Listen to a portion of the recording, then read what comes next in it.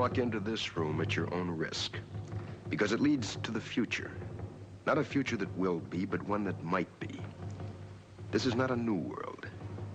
It is simply an extension of what began in the old one.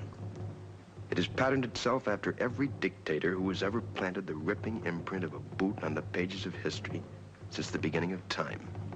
It has refinements, technological advances, and a more sophisticated approach to the destruction of human freedom.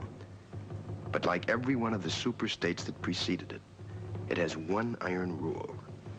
Logic is an enemy and truth is a menace. This is Mr. Romney Wordsworth in his last 48 hours on Earth.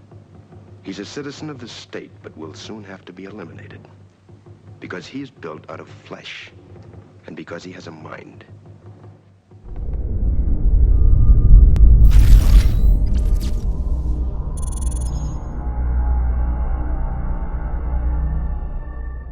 As man continues to merge with the machine, it's imperative that when we look at Singularity and the rise of the beast system, when we see the eugenics, when we see the DNA testing that is happening, when we see the experiments that are happening all over the world on humanity, aiming at making man obsolete, we must remember one important aspect as we continue on this journey in this short film. There is no new thing under the sun. History continues to repeat itself, and the elite of this world, their plans are not original plans. Their plans are repetitive. And what they're doing, slowly but surely, is rebuilding the tower. Genesis 11, and the whole earth was of one language and of one speech. And they said, Go to, let us build us a city and a tower, whose top may reach unto heaven, and let us make a name, lest we be scattered upon the face of the whole earth.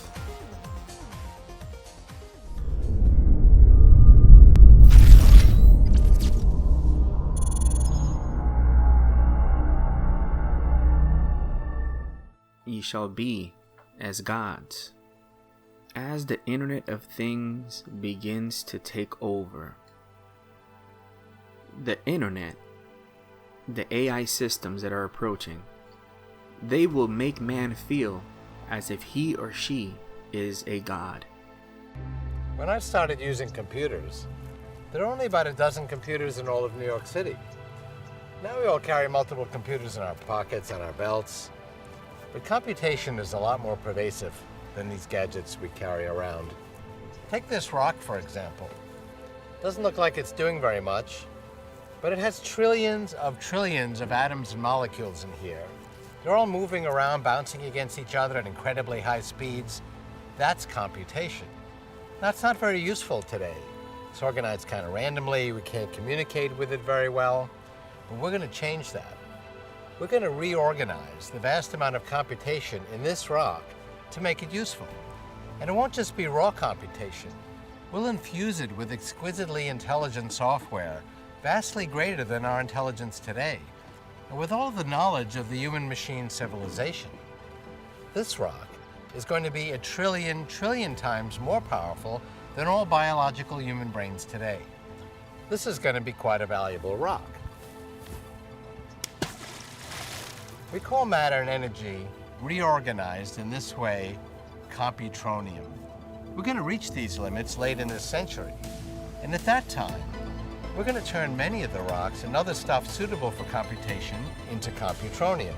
And so, to keep the expansion of our intelligence going, we will then need to spread out to the rest of the universe, turning some portion of it into computronium. How fast can we do this? That depends on whether or not we can transcend or otherwise get around the speed of light as a limit. There are suggestions that there may be subtle ways of doing this. One possibility is to send intelligent nanobots through wormholes, which are basically shortcuts to apparently faraway places through other spatial dimensions beyond the three we're familiar with. Wormholes through space appear to be consistent with our understanding of physics. If it is indeed feasible to either find or build such wormholes, our intelligence will be so great that we'll be capable of engineering these shortcuts to reach other parts of the universe in brief periods of time. In that case, we could infuse the universe with our intelligence rather quickly.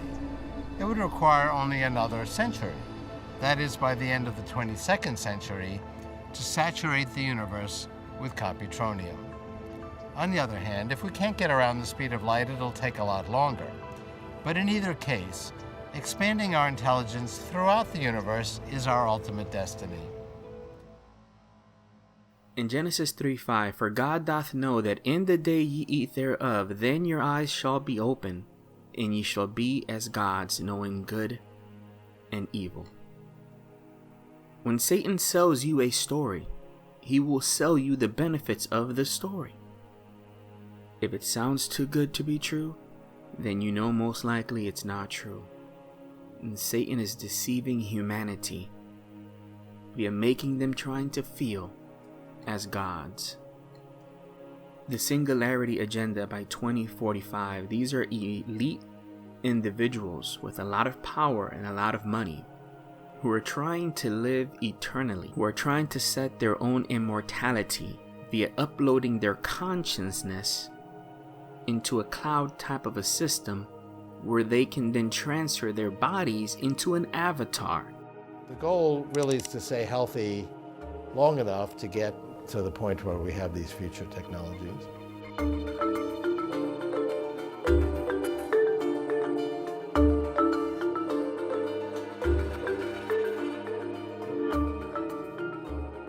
We talk about 3 bridges to radical life extension.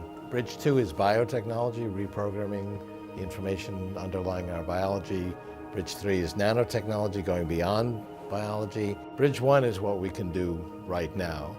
And a major part of that is nutrition, because what we take inside of our bodies has a profound effect on our health. It's actually a pretty moderate program. It's not eat low carb or low fat. It's actually eat healthy carbs like fruits and vegetables, and avoid unhealthy carbs like sugar and starches.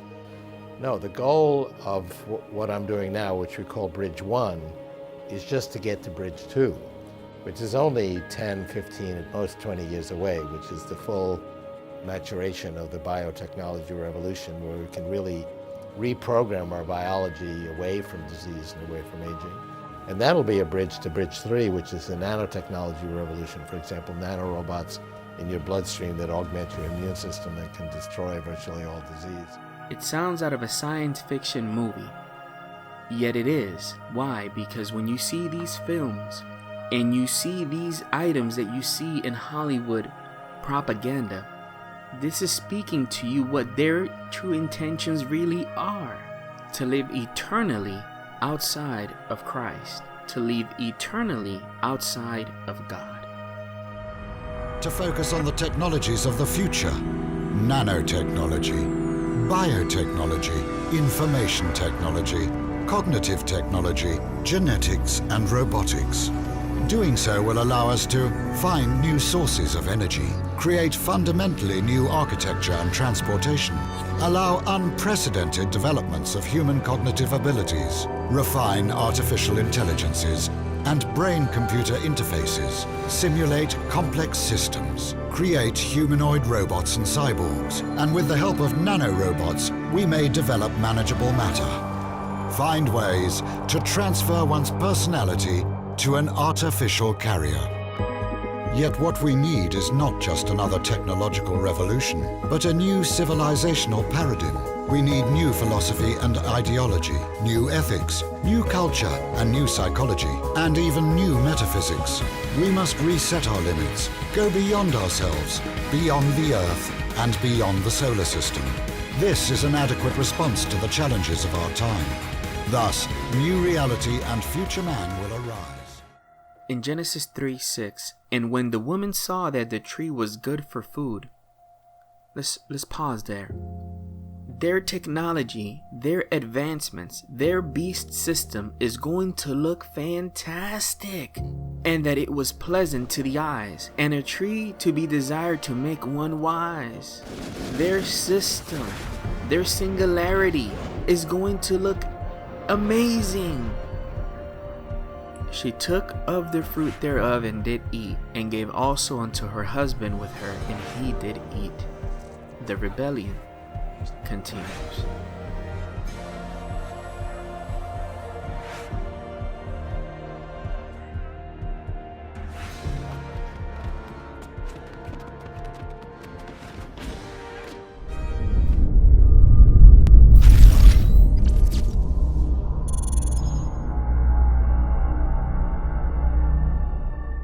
A slow indoctrination. Daniel 2:43, and whereas thou sawest iron mixed with miry clay, they shall mingle themselves with the seed of men. They shall mingle themselves with the seed, keyword there, seed of men. But they shall not cleave one to another, even as iron is not mixed with clay. Who are the they that want to mingle with the seed of men? I want you to think about how once upon a time, if you wanted to send communication to another part of the United States of America, you would have to write a handwritten letter, put it in an envelope and send it. Now all it takes is a simple email. Once upon a time, if you wanted to talk to you wanted to see your family member, you wanted to actually see them visually in Puerto Rico, you would have to travel to Puerto Rico. Now you can do that via Skype. It's been a slow process, but soon, even with virtual reality, you can actually interact with your family member right there in the same room via technology. We have been slowly prepped for something bigger that is going to be taking over, and via the rise of technology, you will see things in the next 10 to 15 years that is going to amaze you. One very important aspect here, if it's convenient to you, it's convenient to them. Think about that. If something is so convenient for you, then understand that there's always a payoff. There's always a trade-off. It's convenient to them. Once upon a time, if you went to the store, you paid with cash. You even had pennies with you. A penny earned is a penny saved, right? Nowadays, you pay everything just about with a credit card that has a chip in it. If you dare pay at the store with $100 bill, it's almost super embarrassing because they take your dollar bill, they put it against the light to see if it has a little strip inside, then they wipe it with a little marker. They make it look like you're this horrible person when you pay in cash nowadays. Think about the paycheck, the traditional paycheck. Once upon a time, you got paid with an actual physical check. Nowadays, there are companies that will tell you that if you don't have direct deposit, you can't get paid. It's been a slow transition into the system. And this slow indoctrination is now accelerated. What I've just spoken to you is the simple, tiny stuff. Folks, with the rise in automation, that is when you will see how all that slow indoctrination is going to be sped up at a speed that you're not prepared for. But because you've been put asleep, but because you've been sold on the conveniences aspect of it, what's coming next is going to create huge problems. Genetically modified foods. The agriculture industry is going to change like you cannot even imagine. In automation, it will transform the agricultural industry. The amount of job losses that will happen with agriculture are going to be insane. Because with technology, they'll be able to grow crops better than any farmer that you can think of. The meat of the future will likely be lab-grown. Compared to our conventional methods of getting meat on the table, Lab-grown meat, which debuted in 2013, doesn't involve slaughtering of animals, nor does it require as many environmental resources. Compared to other livestock, raising cows require 28 times more land and 11 times more water. The World Wildlife Fund adds that beef production drives 25% of global land use and forestry emissions. And in the near future, lab-grown meat is going to be cheaper, faster, and more environmentally friendly to produce for our growing population. But how exactly does one grow meat in a lab? The process isn't as weird as you might think. Currently, the most successful method involves harvesting stem cells from cows. Stem cells are the building blocks of essentially everything, from muscles to organs, from which muscle tissue is harvested from the live animal in what is said to be a harmless, painless procedure. The tissue is made up of muscle and fat cells, which the scientists separate from one another. What we need are the muscles, which are then dissected and cultured. Cell culturing is where a cell is removed from a plant or animal and then put into a favorable artificial environment, usually some type of substrate that supplies essential nutrients like amino acids and carbohydrates to grow. All it takes is just one singular muscle stem cell to grow up to 1 trillion muscle cells.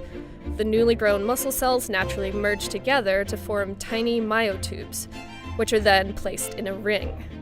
The muscle cell's tendency to contract frequently causes them to grow into a small strand of muscle tissue.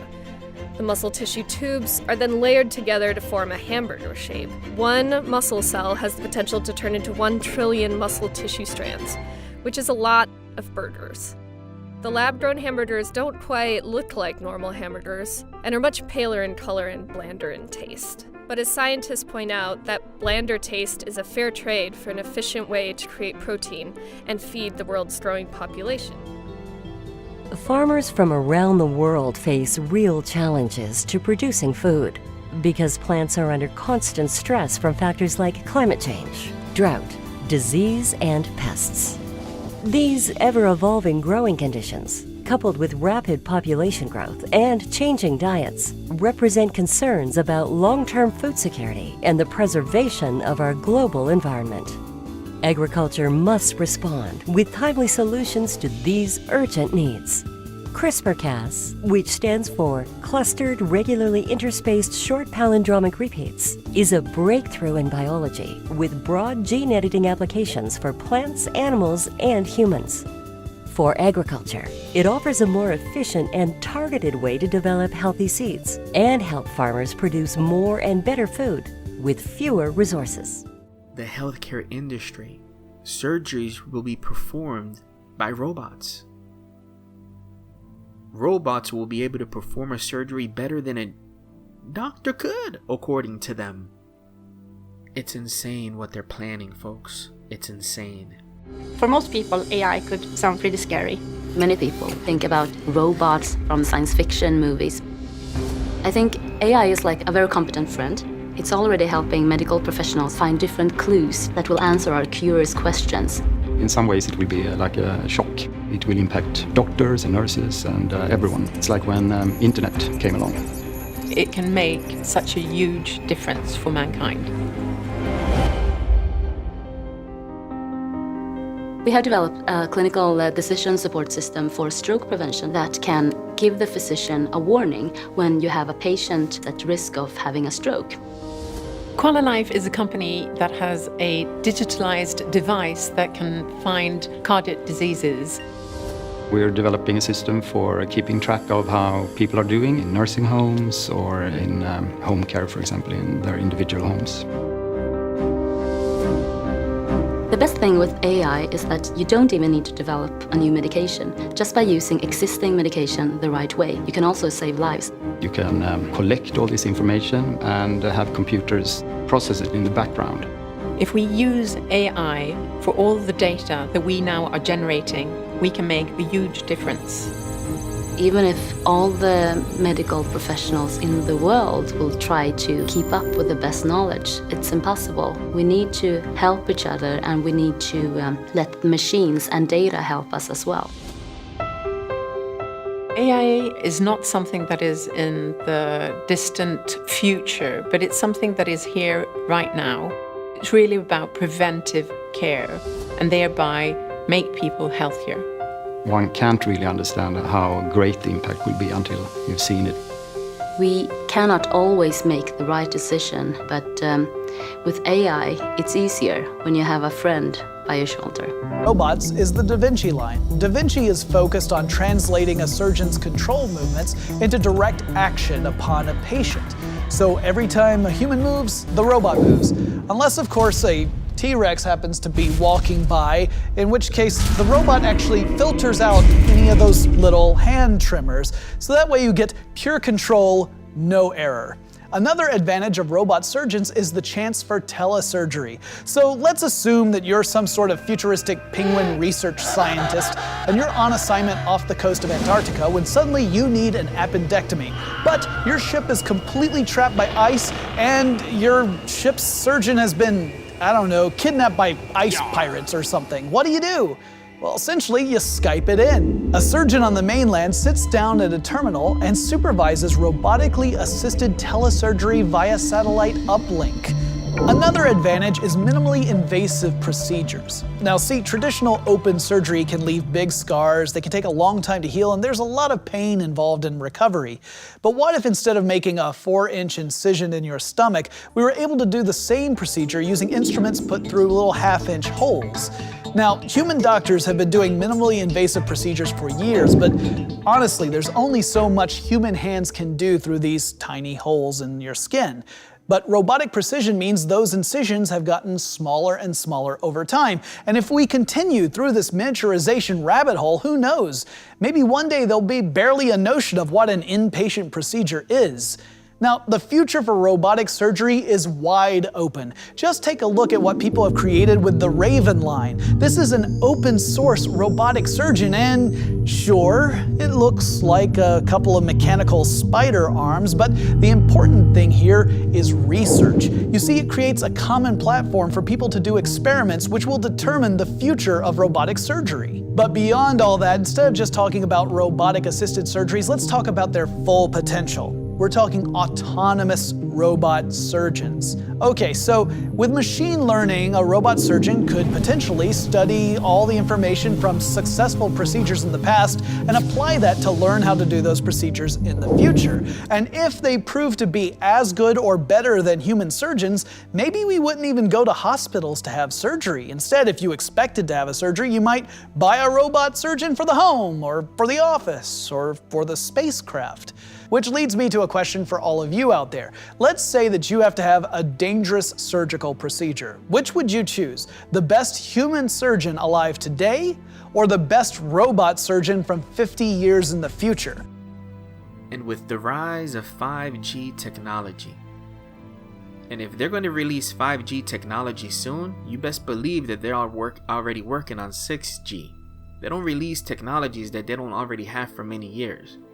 They think like chess, while we think like checkers. With the rise of 5G technology that people are claiming for, because people are prepped and ready for this system, it's going to allow you to download films in seconds. Every new generation of wireless networks delivers faster speeds and more functionality to our smartphones.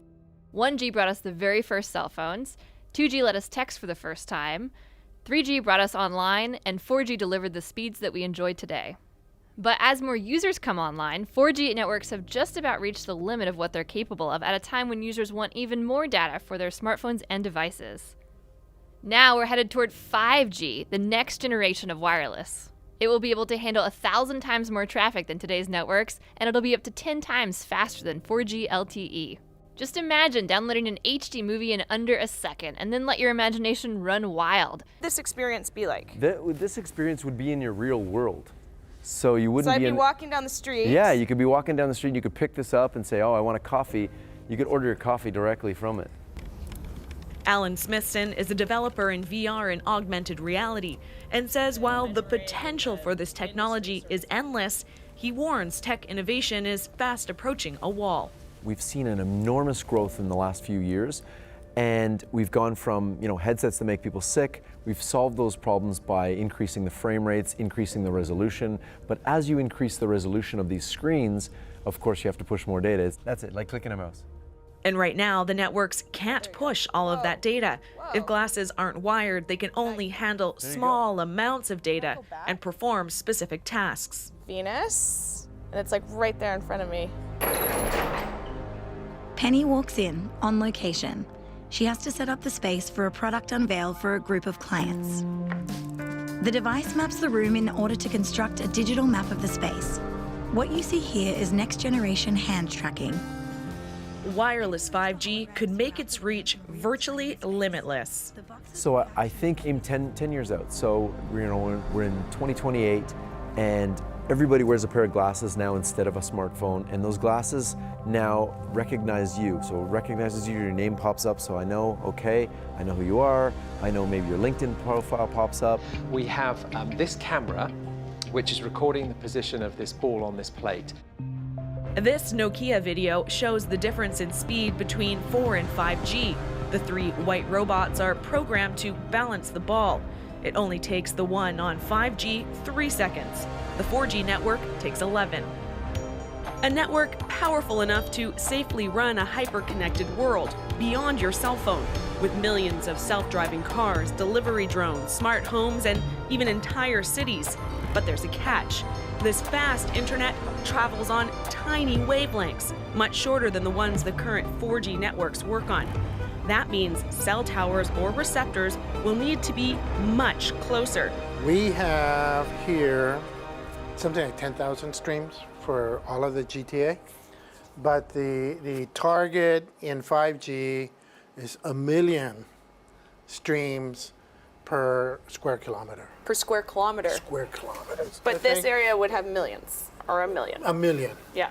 Those dots on the map represent wireless sensors in the roads, on cars and buses, feeding out all kinds of information.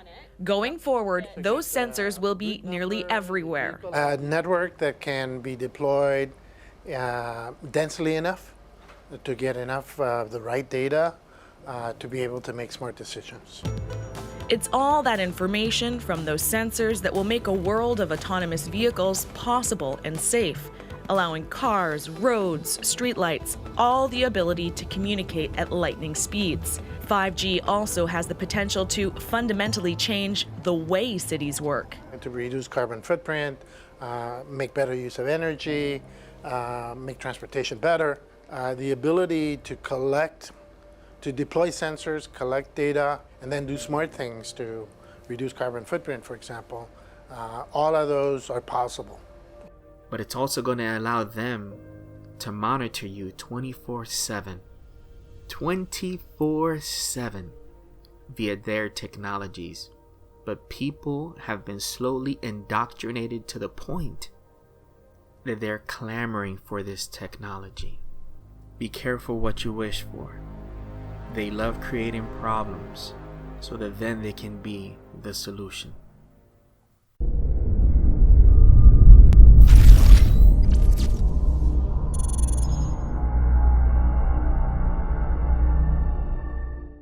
With the rise of automation, an economic collapse is at the door.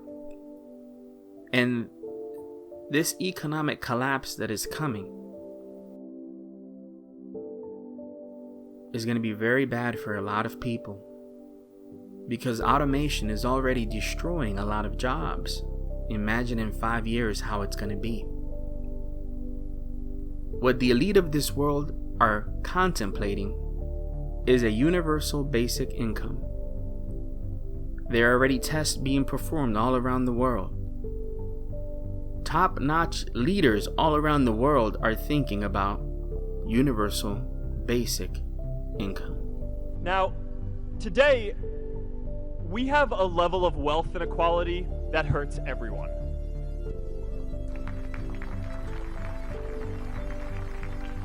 We should have a society that measures progress not just by economic metrics like GDP, but by how many of us have a role we find meaningful. We should explore ideas like universal basic income to make sure that everyone has a cushion to try new ideas. We're all going to change jobs and roles many times, so we need affordable childcare to get to work and healthcare that's not tied to just one employer. And we're all going to make mistakes. So we need a society that's less focused on locking us up and stigmatizing us when we do. And as our technology keeps on evolving, we need a society that is more focused on providing continuous education through our lives. The idea of giving free money to citizens by way of a basic or guaranteed income isn't new. In 1962, the most famous free market economist of the 20th century, Milton Friedman, wrote, "We should replace the ragtag of specific welfare programs with a single comprehensive program of income supplements in cash," what he referred to as a negative income tax. 5 years later, Martin Luther King Jr. championed the idea. It seems to me that the civil rights movement must now begin to organize for the guaranteed annual income. President Richard Nixon considered introducing a basic income experiment that would involve more than 8,500 Americans, but one of his more conservative advisors talked him out of it. Basic income as a concept was pretty much finished, until Finnish politicians 6 years ago began fleshing it out. This year, 2,000 randomly selected unemployed Finns began receiving more than $600 a month for 2 years, unconditionally. Across the Atlantic, amidst rising concern over income inequality, a trifecta of tech titans threw their weight behind basic income. Bill Gates said, "Over time, countries will be rich enough to do this." Pay close attention to the development of artificial intelligence. Tesla's Elon Musk, warning that emerging technologies will create mass unemployment, said, "Ultimately, We will have to have some kind of universal basic income. I don't think we're going to have a choice." And Facebook founder Mark Zuckerberg said, "We should explore Ideas like universal basic income to make sure that everyone has a cushion to try new ideas. I mean, the reality is, people like Mark Zuckerberg, people like myself, have had enormous financial return at relatively young ages.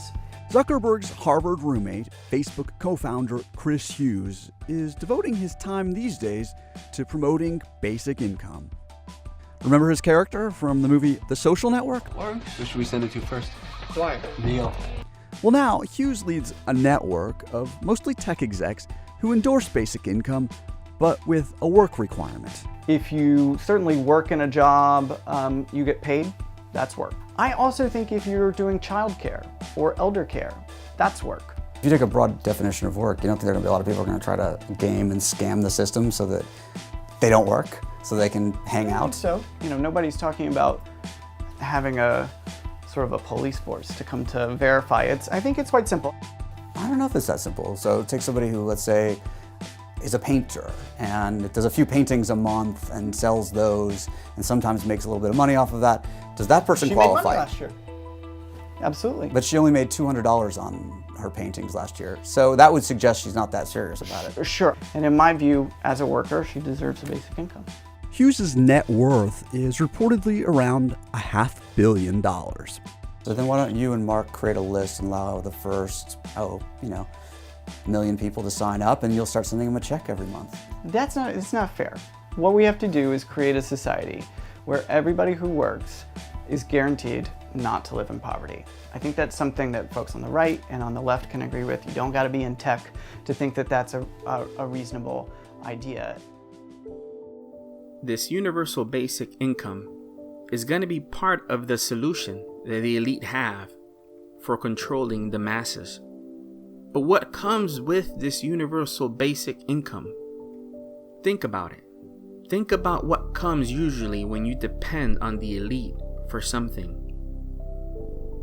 Restrictions, demands, requirements. In this proposed technological utopia, where you depend on the government for everything, I want you to think closely as to what comes with it. Mandatory vaccinations, possibly. Mandatory microchipping, possibly. Mandatory segregation. They're extremely good at creating a problem to then interject themselves as the solution. But I caution you, Romans 3:4, God forbid, yea, let God be true, but every man a liar, as it is written, that thou mightest be justified in thy sayings and mightest overcome when thou art judged. It's better to trust in God than man. They aren't the solution. They aren't the solution.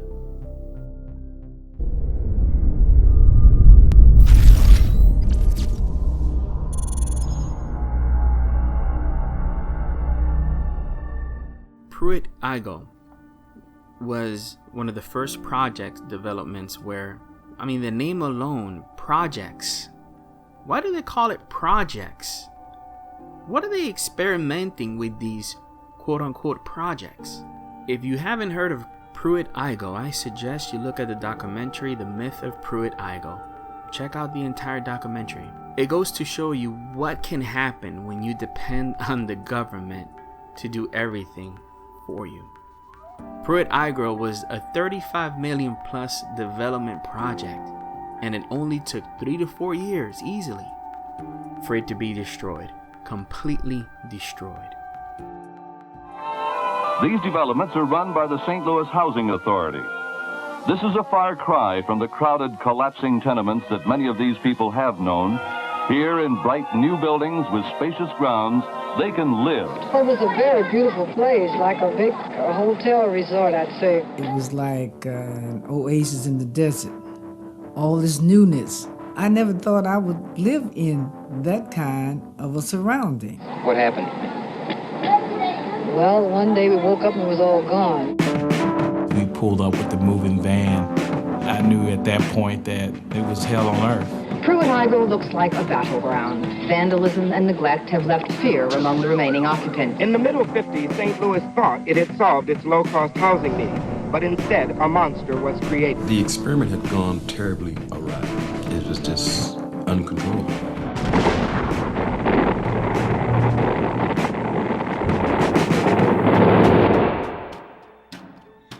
Pruitt-Igoe is such a symbol that we tend to forget that it is no different than the city that surrounded it. What happened to St. Louis was tragic, but that's simply not how we've told the story. Pruitt-Igoe was always fighting against this terrible riptide of destruction in the midst of an economy that was dying. The strong, tightly knit communities and families in which I grew up had begun to shatter, and it wasn't there. And it was one of the most tragic things I've seen. It seemed to me that we were being penalized for being poor. That caused so much anger. Persons that don't have a decent place to stay are willing to take these kinds of chances. Where we live, we're taking chances. This is it. This is out of control, and we are no longer going to put up with it. We're not going to tolerate this anymore. I'm saying, as tenants, we've got to draw a line and say no more. No more.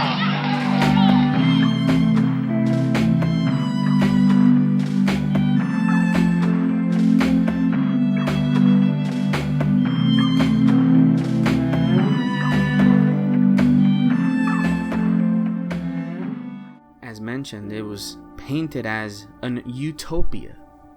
It was an opportunity for you to remake your life again. Cheaper rent, newer buildings. But there were restrictions. But there were demands. Demands such as if you are a woman with 2 or 3 kids, for example, your husband couldn't live with you. Think about that. There were demands. There were health care type of demands as well. So what happened? You had kids running around without parenting because you had only one mother. They couldn't have a father living there with them. So what you had was total chaos. But these are projects. These are experiments. The name alone tells you. And when you learn from history, you realize that depending on the powers that be, is not the best way to go. There was a mouse utopia experiment conducted. And in this experiment, it shows you what happens.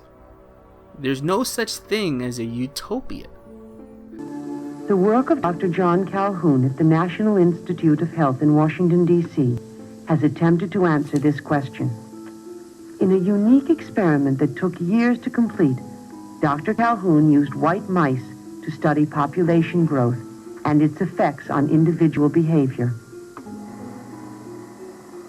In addition to his renowned research papers, he has recorded some of these observations on film. In this 16-cell mouse habitat, utopian conditions of nutrition, comfort, and housing were provided for a potential population of over 3,000 mice. Yet, in spite of ideal conditions, the mouse population met with catastrophe. Individuals were kept track of by color markings on their fur. Factors which normally control population growth, such as predation by owls or cats, were eliminated. Transmissible disease was also reduced. In effect, the mouse universe simulated the present situation of a continually expanding population of humans. To see how Dr. Calhoun's mouse universe grew, we'll use the familiar population graph again. Within the first 100 days, the mice went through the period Dr. Calhoun called strive. This was a period of adjustment. Territories were established and nests were made. The next period lasted about 250 days.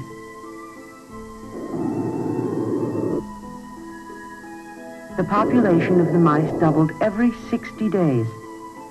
This was called the exploit period. The use of resources became unequal. Although each living unit was identical in structure and opportunities, more food and water was consumed in some areas. As the population increased, most mice associated eating and drinking with the presence of others, and crowding developed in certain units. The third period, consisting of 300 days, found the population of mice leveling off. This was called the equilibrium period. Dr. Calhoun noticed that the newer generations of young were inhibited, since most space was already socially defined. At this time, some unusual behavior became noticeable. Violence became prevalent. Excess males strived for acceptance, were rejected, and withdrew. Huddling together, they would exhibit brief flurries of violence among themselves.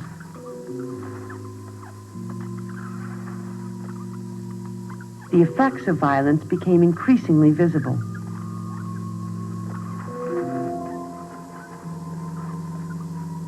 Certain individuals became targets of repeated attack. These individuals would have badly chewed and scarred tails. Other young mice growing into adulthood exhibited an even different type of behavior. Dr. Calhoun called these individuals the beautiful ones. Their time was devoted solely to grooming, eating, and sleeping. They never involved themselves with others, engaged in sex, nor would they fight. All appeared as a beautiful exhibit of the species, with keen, alert eyes and a healthy, well-kept body. These mice, however, could not cope with unusual stimuli. Though they looked inquisitive, they were, in fact, very stupid. Dr. Calhoun called the last period the die phase, leading the population into extinction. Although the mouse utopia could house 3,000, the population began to decline at 2,200. In the shift from the equilibrium to the die phase, each animal became less aware of associates, despite all animals being pushed closer together. Dr. Calhoun concluded that the mice could not effectively deal with the repeated contact of so many individuals. The evidence of violence increased to the point where most individuals had had their tails bitten to some degree.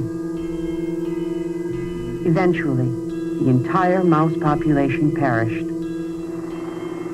Dr. Calhoun's experiment is a classic example of a typical population and its growth when left unchecked. It's all a deception.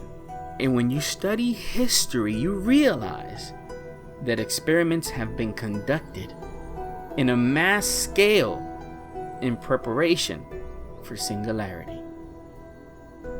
Psalm 146:3. Put not your trust in princes, nor in the son of a man in whom there is no help.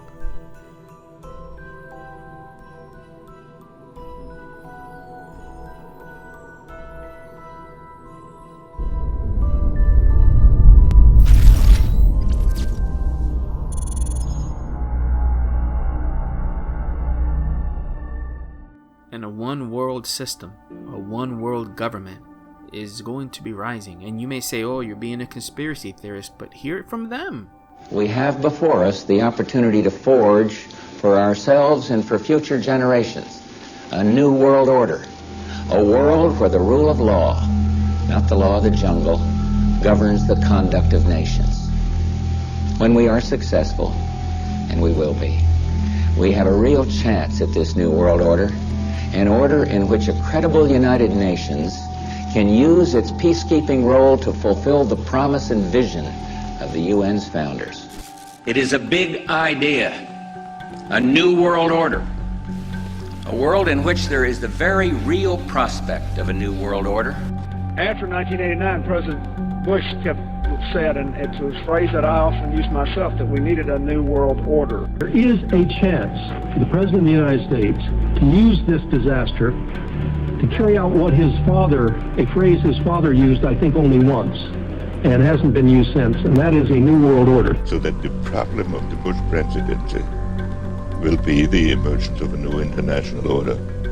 Within the next 4 years, we will see the emergence of a new international order. The beginning of a new international order. The pieces are in flux. Soon they will settle again. Before they do, let us reorder this world around us. I think its task will be to develop an overall strategy for America in this period when really a new world order can be created. It's a great opportunity. It isn't just a crisis. It's about the future of Europe and a new world order. There's a need for a new world order, but it has different characteristics in different parts of the world. But today, with Asia already outproducing Europe, India and China are clearly becoming part of our new order. We are now facing a common challenge. And the challenge is how to build a world order for the first time in history on a global basis. So, in conclusion, ladies and gentlemen, a new world is emerging. It is a new world order with significantly different and radically new challenges. The affirmative task we have now is to actually create a new world order. Good evening, everybody. President Obama and British Prime Minister Gordon today calling for a new world order to tackle our global economic crisis. And the president outlined his vision of a new world order in which the U.S. would participate fully. We've got to give them a stake in creating the kind of world order that I think all of us would like to see. So I see a world order in the future with a multipolar world order. I think a new world order is emerging, and with it the foundations of a new and progressive era of international cooperation. But in a globalized economy, we are going to have to take global responsibilities, and there is going to have to be some semblance of global governance. Never before has a new world order had to be assembled from so many different perceptions or on so global a scale. Nor has any previous order had to combine the attributes of the historic balance of power system with global democratic opinion and the exploding technology of the contemporary period. And I strongly believe India will be a central actor in the new world order. There also exists the leaders that you trust in, they tell you about it. They're preparing for it. Yet the scriptures tell you to not put your trust in princesses nor in the son of a man in whom there is no help.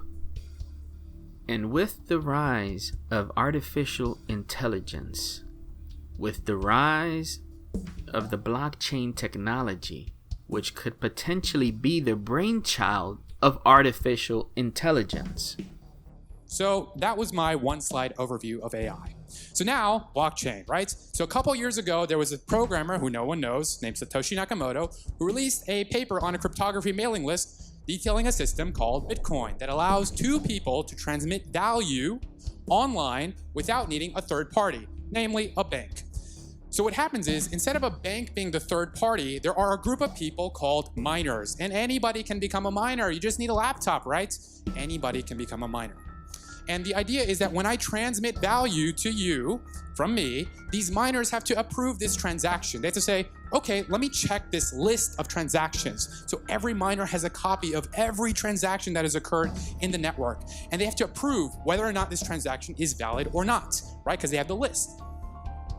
So you might be thinking, wait a second, couldn't someone just create a bunch of accounts and say, hey, I'm the majority of the miners, because the majority of the miners have to approve a transaction for it to be added to this list of transactions? Well, no, because Satoshi said every single miner has to prove that they have solved some random mathematical problem. It's called the proof of work algorithm. And that means that you have to have more computing power than the 500 fastest supercomputers in the world combined to have the majority of the computing power in the Bitcoin network.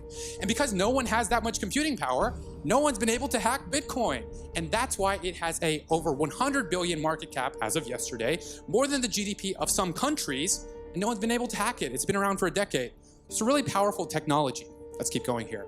But the really, really interesting part about Bitcoin is not the actual application, but the underlying data structure of Bitcoin. So this is kind of a rough diagram of what it looks like, very simplified. But the idea is that we have some list of transactions, right? I'm talking about this list of transactions that all of the miners are holding. And we group these transactions together into little groups that we call blocks. And each block points to the next block. So one block is like, okay, I'm a list of transactions. Here's the next block. And the next block's like, oh, thanks for that. Okay, here's the list on the next block, right? And it becomes this kind of chain of blocks, aka blockchain, right? So it's a blockchain. That's what we call this data structure. And because of the proof of work algorithm, no one can modify it. It's an unalterable, immutable in computer science terms. Shout out to all the programmers out there. It's an immutable data structure that no one owns. And this is a very powerful idea. So I like to call this the yin and the yang of AI and blockchain, right? These two technologies go really well together, but no one's really put them together yet. So this is a very futuristic thing. So the yin is AI. AI is probabilistic. It's all about computing the likelihood that something will happen, the prediction of the future, using what it's learned. You take blockchain, you take AI, you combine them together, and you create apps that have never before been possible. And that's the most exciting thing these days. This is it. Blockchain, AI, combine them together, use this immutable ledger, and have an AI live on the blockchain, or at least speak to the blockchain, and data is being pointed to some distributed hash table or some kind of decentralized storage source. Each person within their system will have a digital fingerprint. You will have a digital ID. In China, they're already having social scores, where you may not be able to fly, you may not be able to buy, you may not be able to sell. By 2020, China plans to give all of its 1.4 billion citizens a personal score based on how they behave. So some people with low scores are already being punished if they want to travel. Nearly 11 million Chinese people can no longer fly, and 4 million are barred from trains. Next week, the program will start expanding nationwide. Ben Tracy is in China with what's behind the government's scoring system. Ben, this sounds like scary stuff. Good morning. Good morning. The government here says it is trying to purify society by rewarding those who are trustworthy and punishing those who are not. So like the credit score that most Americans get for how they handle their finances, Chinese citizens are now getting social credit scores based on everything from whether they pay their taxes on time to how they cross the street. When Liu Hu recently tried to book a flight, He was told he was banned from flying because he's on the list of untrustworthy people. Liu is a journalist who was ordered by a court to apologize for a series of tweets he wrote and was then told his apology was insincere. I can't buy property. My child can't go to private school, he says. You feel you're being controlled by the list all the time. And the list is now getting longer, as every Chinese citizen is being assigned a social credit score, a fluctuating rating based on a range of behaviors. It's believed that community service and buying Chinese-made products can raise your score. Fraud, tax evasion, and smoking in non-smoking areas can drop it. If a score gets too low, a person can be banned from buying plane and train tickets, real estate, cars, and even high-speed internet. It's a good thing, this woman says. There should be punishment for people who can't behave. China's growing network of surveillance cameras makes all of this possible. The country already has an estimated 176 million cameras, and it plans to have more than 600 million installed by 2020. It can recognize more than 4,000 vehicles. Xu Li is the CEO of SenseTime, one of China's most successful artificial intelligence companies. It has created smart cameras for the government that can help catch criminals, but also track average citizens. This knows every person, every bike, every car, every bus. You can tell whether it is an adult, a child, a male or female. In several big cities in China, including here in Shanghai, the government is even tracking jaywalkers. Cameras record them going through intersections, zero in on their face, and then publicly shame them on nearby video screens. It sounds very much like the book of Revelation, where it says that you will not be able to buy, will not be able to sell. But never mind, people say that the scriptures are not true, but yet the scriptures predicted moments like these would come. And individuals like Elon Musk and others realize the threat of artificial intelligence, yet it's no different than when a person goes to a voodoo priest to cast out a demon. In terms of what I think 2025. Oh yeah, please. So for sure, ubiquitous computing, AI that's beyond anything like the public appreciates today. I think we'll probably start seeing like more like truly cyborg activity, like human brain like brain computer interfaces. Okay. Like there's alongside the AIs that are purely synthetic? Yeah, I think so. It's the only way we can relate, I think, and have a conversation. Yeah. I mean, there are amazing things happening these days. Like they've been able to figure out how to do an artificial hippocampus in rats and monkeys, and now they're looking at doing that to solve severe epilepsy. About half of severe epilepsy cases originate in the hippocampus, and by having sort of an artificially augmented hippocampus, they can actually solve the severe epilepsy cases. You go to a person possessed with demons to find out how to cast out other demons. Satan will not fight against himself. Elon Musk's answer to this is Neuralink. Yeah, we're gonna have artificial intelligence, but guess what? We can hack your brain and turn you into a machine. Man will essentially be that next PC. Elon Musk wants to download your brain. He's the entrepreneur behind Tesla cars and SpaceX, of course, but he's troubled by where artificial intelligence is leading humanity. So he's trying to stay one step ahead with an idea to implant our brains with computer chips. For some people, it's a sci-fi step too far. Not machine, not man, I'm more. Musk announced his project on Twitter, and the reactions came quick. It's hoped that this new technology might help combat eating disorders or depression, and maybe the effects of Parkinson's disease, although obviously such operations on people's brains have their significant risks. Behind it all, though, is Musk's suspicions against AI. In 2015, he donated $10 million to a movement to stop artificial intelligence from turning against humans. He has been calling this brain-computer interface technology Neuralace. In essence, Neuralace is an ultra-thin mesh that is implanted into the skull and forms a body of electrodes which are able to monitor brain function. It's not entirely clear at this time how far along the technology is in its development phase, but eventually, Neuralace should enable humans to upload or download information directly from a computer, just like Neo from the Matrix. In a matter of minutes, you too could proclaim, "I know Kung Fu." Show me. In order to insert Neuralace, a tiny needle which contains a rolled up mesh is placed inside the skull, whereby the mesh is then injected. The mesh unravels upon injection, encompassing the brain. Gradually, the Neuralace will integrate itself with the human brain, creating the perfect symbiosis between man and machine. So far, Neuralace has been tested on live mice. Upon autopsy, researchers found little negative consequences associated with the insertion of this mesh-like structure. You want to learn Kung Fu? Why go to classes to learn Kung Fu? You can download that information in your brain. You want to learn how to actually be a doctor? Why go to school to learn how to be a doctor? We can download that information right in your brain.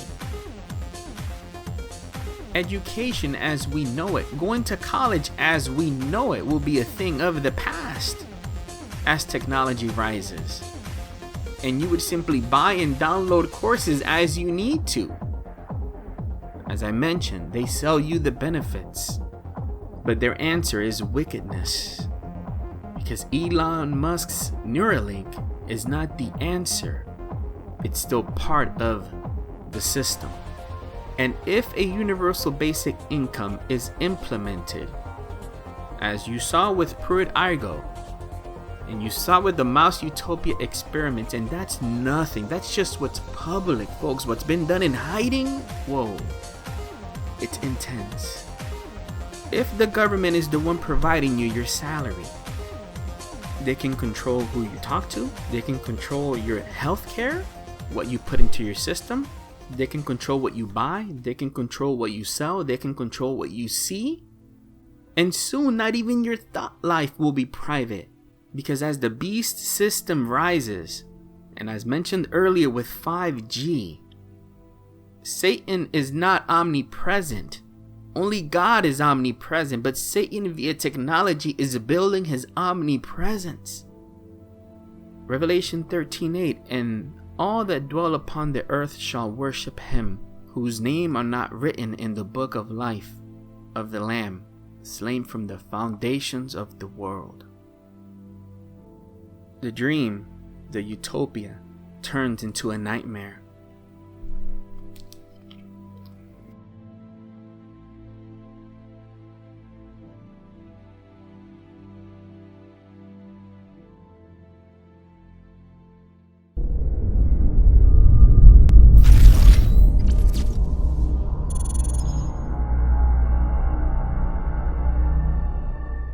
That dream, that utopia, has now turned into the nightmare. As the years pass on, as the indoctrination becomes a reality, Deuteronomy 12:30, take heed to thyself that thou be not snared by following them, after that they be destroyed from before thee, and that thou inquire not after their gods, saying, how did these nations serve their gods? Even so will I do likewise. Learn from the history in the scriptures. It's going to be tempting to join their system, but their dream, their utopia, will turn into a nightmare. It will be a technological communist society, ruled by an artificial intelligence type of a system that will be led by the Antichrist and the fallen angels. Soon people will realize that there's nothing free being provided by the government. Soon people will realize that via eugenics, via designer babies, via DNA mixing left and right with animals, that their true intentions by this stage in the future was to make man obsolete, was to destroy God's creation.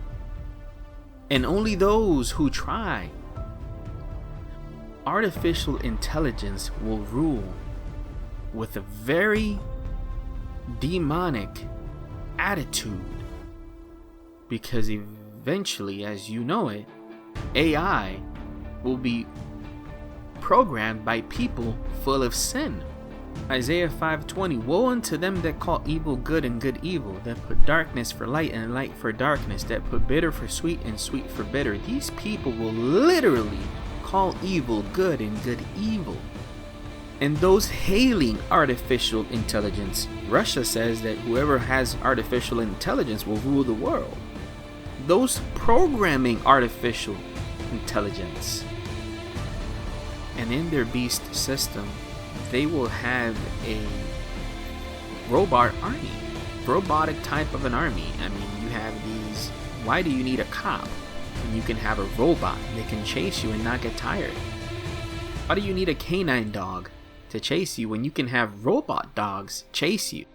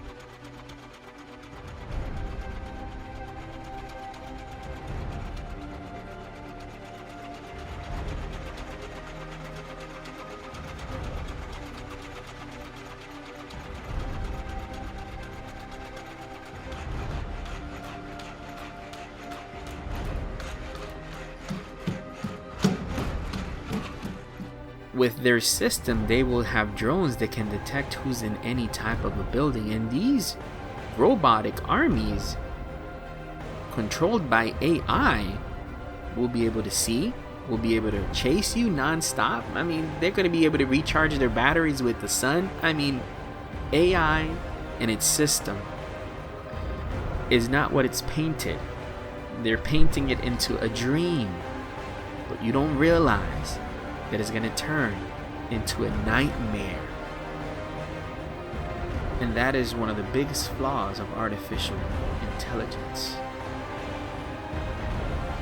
It boils down to sin. Even at this stage, there are people that have done tests with the echo dots, just asking them about Jesus Christ, but because they're programmed in a way that is anti-Christ, look at the answer. Okay, Alexa, who is the Lord Jesus Christ? Jesus Christ is a fictional character. Revelation 13:14 through 18. And deceiveth them that dwell on the earth by the means of those miracles which he had the power to do in the sight of the beast, saying to them that dwell on earth, that they should make an image to the beast, which had the wound by a sword and did live. And he had the power to give life unto the image of the beast, that the image of the beast should both speak and cause that many as would not worship the image of the beast should be killed. And he causes all, both small and great, rich and poor, free and bond, to receive a mark in their right hand or in their foreheads, and that no man might buy or sell save he that had the mark, or the name of the beast, or the number of his name. Here is wisdom. Let him that hath understanding count the number of the beast, for it is the number of a man, and his number is 666. Those who decide to not be part of this artificial intelligence type of a system, or part of this beast system that is rising, whatever the system may be, will be persecuted. Think of how easy it would be to persecute those who are not part of this system. Why would they want to persecute a person who's not part of this system? Because they won't be able to do what they want to do with you. It's as simple as that. And they could program people by saying those who are not part of our system are causing a burden to our system. Those who are not part of our system could bring diseases because they're not taking the vaccines that you're taking. Think of how easy it would be to segregate the minority who's not willing to take the system into concentration camps. Very easy. Very easy. Also in Massachusetts, the legislature is acting rapidly on a bill updating what the state can do at a public health emergency. That bill has languished on Beacon Hill for some time, but with the flu outbreak, it's now racing through the legislature. NECN's Josh Brugadier is at the State House in Boston tonight. Josh? RD, the state Senate passed this bill, Bill 2028 today. They did so unanimously, and it gives the governor and the health commissioner the power to act in the public's interest in case in any kind of medical emergency. Timing sped up a hearing and ultimately unanimous Senate approval of the Pandemic and Disaster Preparation and Response Bill in Massachusetts. The bill gives the Public Health Commissioner the discretion to respond to an outbreak like the kind going on in Mexico, to close or evacuate buildings, enter private property, isolate or quarantine people, and to get and distribute meds and vaccines. Josh, any penalty if you don't follow the emergency declaration rules? It can actually get to be a pretty severe penalty, because for each day someone didn't follow a rule, for example, if somebody was asked to be quarantined and they decided not to follow that, it could be a fine of up to $1,000 per day they didn't follow, and also up to 30 days in prison. Josh Brugadier on Beacon Hill tonight. You've been under investigation, Mr. Wordsworth, for the mandatory period of 1 year and 11 months. You're found to be obsolete. The purpose of this hearing is to make a finding in the matter and make a sentence accordingly. Do you understand that, Mr. Wordsworth? Your occupation, Mr. Wordsworth? A librarian. A librarian. Having to do with books. Yes, sir. Books. Since there are no more books, Mr. Wordsworth, there are no more libraries. The field investigators in your sector have classified you as obsolete. Your rights are as follows, Mr. Wordsworth. You are to be liquidated within a period of 48 hours. You are obsolete, Mr. Wordsworth. A lie. No man is obsolete. You have no function, Mr. Wordsworth. You're an anachronism, like a ghost from another time. I am nothing more than a reminder to you that you cannot destroy truth by burning pages. You're a bug, Mr. Wordsworth, a crawling insect, an ugly, misformed little creature who has no purpose here, no meaning. I am a human being. Delusions, Mr. Wordsworth. Delusions that you inject into your veins with printer's ink. The narcotics that you call literature, poetry, essays of all kind, all of it an opiate. You have nothing but spindly limbs and a dream, and the state has no use for your kind. I don't care. I tell you, I don't care. I'm a human being. I exist. And if I speak one thought aloud, that thought lives, even after I'm shoveled into my grave. The Chancellor, the late Chancellor, was only partly correct. He was obsolete. But so is the state, the entity he worshipped. Any state, any entity, any ideology that fails to recognize the worth, the dignity, the rights of man, that state is obsolete.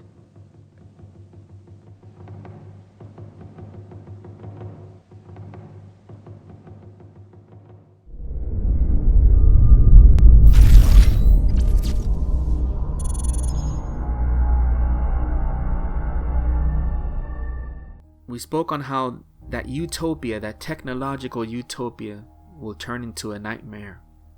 Well, it gets worse for those who worship the beast. Judgment is coming. Matthew 24:13, but he that shall endure unto the end, the same shall be saved. Decisions have to be made as we're moving towards that singularity, that moment of singularity where they want to merge man and the machine together. Decisions will have to be made by parents when they go to the hospital to have children. They will promote to you their agenda on splicing DNA. We can make your child smarter. We can make your child brighter. We can make your child live longer. Let's just tangle with his DNA just enough. Decisions will have to be made. In the workforce, decisions will have to be made. There's a lot of brothers and sisters watching this video. that will lose their jobs because they've taken a stand for Christ. Decisions will have to be made. This is the reason of making this short film. To give you a glimpse of what I think could happen in the future, but to also give you a hope. Just like when you're investing in the stock market or you're investing in any type of manner. When you invest in Christ, when you invest in salvation in Jesus Christ, man, there's nothing better. But the problem is that when you see what's coming, it can get you disillusioned a little bit. Persecution is coming. It's coming. But if you endure to the end, the same shall be saved. The future for those within the system, the future for those that are going to be taking part of this system, is not a good one in the long run. Revelation 17:8, the beast that thou sawest was and is not, and shall ascend out of the bottomless pit and go into perdition, and they that dwell on the earth shall wonder, whose names were not written in the book of life from the foundation of the world, when they behold the beast that was, and is not, and yet is. Revelation 18:3-5, for all nations have drunk of the wine of the wrath of her fornications, and the kings of the earth have committed fornication with her, and the merchants of the earth are waxed rich through the abundance of her delicacies. And I heard another voice from heaven, saying, come out of her, my people, that ye be not partakers of her sins, and that ye receive not her plagues. For her sins have reached unto heaven, and God hath remembered her iniquities. The judgment that is coming to those that partake of this future system that is going to be arising is going to be very sad to see. It's going to be sad to see because they were warned in the scriptures of what's coming. In watching this video, you too are warned of what's coming. And what's coming is not going to be something that you are going to have an excuse for, because the Word of God prepared you. The Word of God warned you that the Antichrist is going to be rising. And as he rises, he will sell to you his picture of this utopia, of his new world order. Resist it in Jesus' name. Renounce it in Jesus' name. And endure to the end, because Jesus Christ wins. Jesus Christ wins. May God bless you. Thank you for watching this entire video. And I hope that this was an eye-opener for many of you. That there are decisions that have to be made. Talk with your family, talk with your wife, talk with your spouse, talk with your children on these decisions that will have to be made at some point in time in the near future. And when making these decisions, don't make them out of fear, for God has not given us a spirit of fear. Make these decisions in Christ, understanding that those who endure to the end shall be saved. There's victory in Jesus. Thank you for watching. You can download this video and others on our website, tallyforgod.com. Thank you for your prayers, your support, and share this with your friends and families. God bless.